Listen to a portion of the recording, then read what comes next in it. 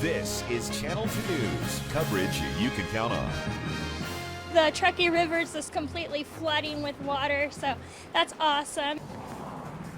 The Truckee River is flowing high and fast right now, and that is not going to change anytime soon. We'll show you why in our Channel 2 News Big Story at 5 o'clock.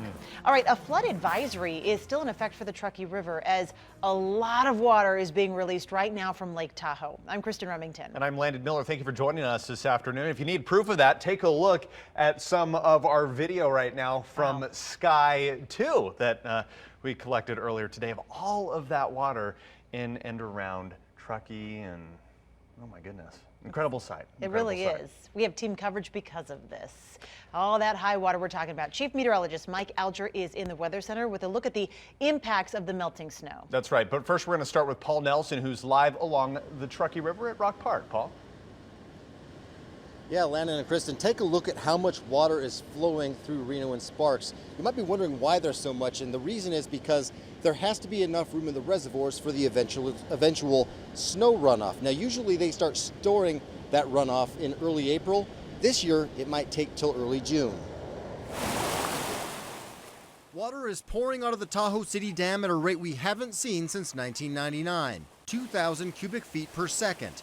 With about 1.5 feet until Lake Tahoe's completely full, all 17 gates are open, 11 to the max. Well, I've been coming up here for about 30 years now. When I was up here in '82, that was pretty spectacular. But this is looking great. The excess water means high flows in the Truckee River. Just a few miles downstream, the bike path is underwater. Took my bike down the Truckee bike path yesterday and just got covered in water. I was like, okay, so I guess I'm, riding my bike in the river now. You can even find areas in Reno and Sparks with a similar situation. This path is closed because of the high water near 2nd Street. And whitewater rapids can be found along the way from Lake Tahoe to the Truckee Meadows. It's impressive, definitely, where there's rocks and any kind of constriction in the river, it really gets ripping it. It'll stay like this as long as water passes through the reservoirs. Despite the amount of water passing through the Tahoe City Dam, the lake is basically staying constant because of the water flowing into it. So we have more water forecast to come into the lake than we have room for. So we have to pass water to make sure that the volume coming in can be captured and not cause us to go above the upper limit. But with snow melt underway, we'll start to see the release slow down. We're actually going to cut Lake Tahoe release a little bit today and a little bit more tomorrow and the next day.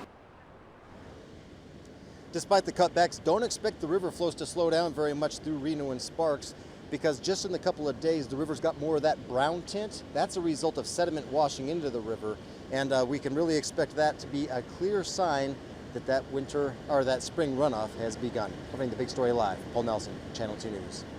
Incredible video, Yeah, aerial sure. shots, right? Beautiful to see. All right.